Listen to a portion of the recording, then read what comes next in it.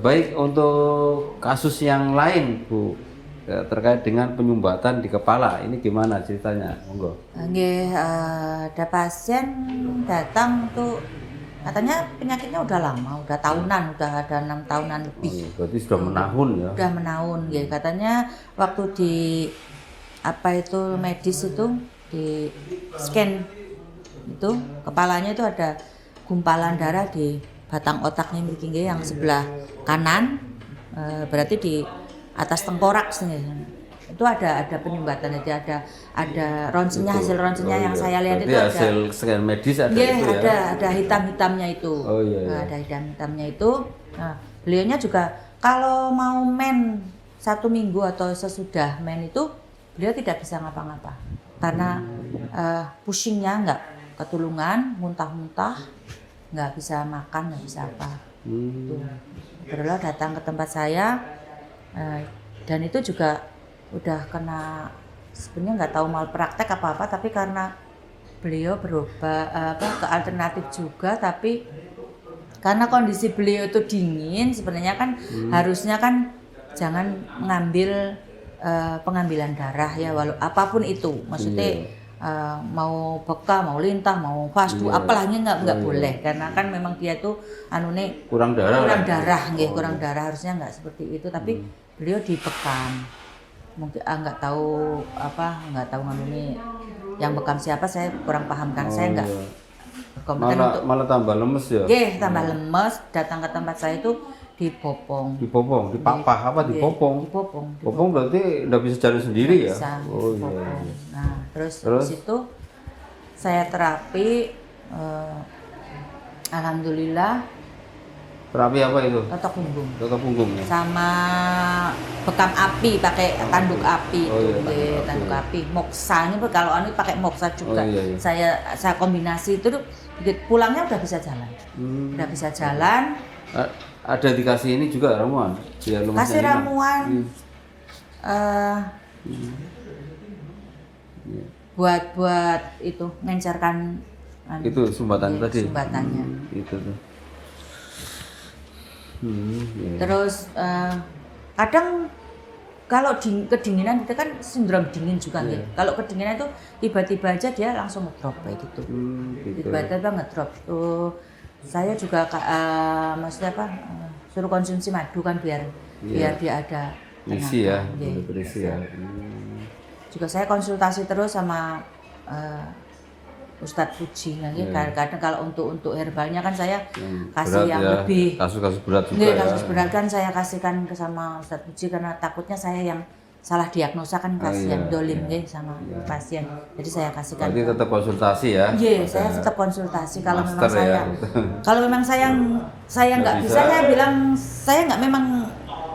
Nggak bisa. Iya, saya bilang nggak bisa. Kalau memang nanti saya konsultasikan dulu sama Ustadz Puji untuk herbalnya. Saya takut salah ya. Salah ngasih herbal, nanti malahan saya kan.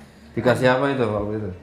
Waktu itu apa itu sih yang THE THE dikasih THE untuk nganu itu nggih. Lah habis itu menguatkan energi ya, sama menghangati ya. Untuk penghangatan itu. Dari dalam tentunya ya. Tadi kan di luar kan dipekam api juga ya. Dari api, Terus yang kemarin juga alhamdulillah udah mulai saya bisa mengeluarkan lewat terapi lintah. Kalau lintah kan nggak begitu banyak mengeluarkan darah, hanya titik-titik tertentu itu. Saya ambil. Berapa lintah itu?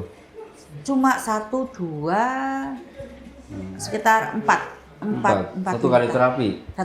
Oh, iya. 4 kan lintah diambil di titik jantung, terus saya ambil di titik jantung, terus ini umum muhid, depan umum muhid sama yang di ini nih, yang di dekat ini bahu. Bukan yang di dekat yang itu titik. Oh ya, GB 20. Iya, yang di dekat pas lekukan tengkuk tengkuk atas tengkuk atas itu, sama satunya lagi di titik tensi ya. Kalau di totok punggung itu tensi jantung, tensi apa namanya itu ya? Oh gitu. Di belikat apa di ini? Belikat. Jadi belikatnya, Belikat berarti sebelah sini. Oh iya. Satu. Itu lurus dengan jantung ya? Nggih, lurus yang lurus dengan jantungnya. Jantung. Nggih. Titik su. Alhamdulillah kemarin ada perubahan waktu menstruasi udah nggak begitu pusing, udah bisa kegiatan, udah bisa alhamdulillah udah bisa itu. Nggak kayak dulu nggak kayak dulu. Tapi Minum kan obatnya juga sudah ini obat kimianya kan tadi. nggak minum obat kimia kalau beliau udah. Yang pusing itu minum obat apa itu tadi? Itu tadi yang promil itu, Oh, yang promil, yang iya. karena lambungnya itu yang vertigo, lambung Oh vertigo iya. itu yang Yang ini enggak ya? enggak dia pakainya herbal. Oh iya. Enggak. Ramalin Sebenarnya itu. sih gini, karena dulu berobatnya ke El Kapil Bamas, cuma karena kejauhan disarankan sama Ustadz Nursin kan ke tempatnya saya. Oh iya ya, iya. Iya. Dijadikan Jadi orang kali bening apa ya? Wanayasa. Wanayasa, ya Wanayasa banyak negara. Iya, Oh, betul. iya. Kan kalau ke Purwokerto kan berapa Iya. jam? 4 jam Iya. kan. Kalau tempat saya kan Kan paling cuma capek 1 kan, jam. ya, Nggih. dia kan kecapean kasihan. Betul, Iya, nggih. betul. Kemudian diarahkan ke tempatnya saya. Oh iya, alhamdulillah ya. Alhamdulillah. Tapi kan saya nggak bisa suruh dia scan. Karena scan kan ada waktunya. Oh, ada waktunya. Waktu nggak boleh itu. Katanya 1 tahun atau berapa sih? 1 tahun sekali baru bisa di iya, scan. iya. Gitu. Jadi saya Jadi nggak progresnya bagus. bagus. Lumayan. Tapi nggak tahu perkembangan yang di kepalanya. Tapi yang jelas kan lumayan ya. Alhamdulillah untuk tenaganya juga udah berkurang, maksudnya nggak kayak dulu lemes gitu. Sekarang udah ada tenaga. Dari makan, dari Iya. apa ini aura Iya, wajahnya juga iya. beda ya Udah sudah. nggak pucat lagi. Dulu kan bibirnya di bawah tempat saya kan ini pucat. Terus saya juga sampai kaget kok bisa orang kayak gitu dibekam ya gitu. Saya sampai kaget. Katanya di sana di atas. Jadi dia terapi nggak ditanya apa-apa langsung main bekam.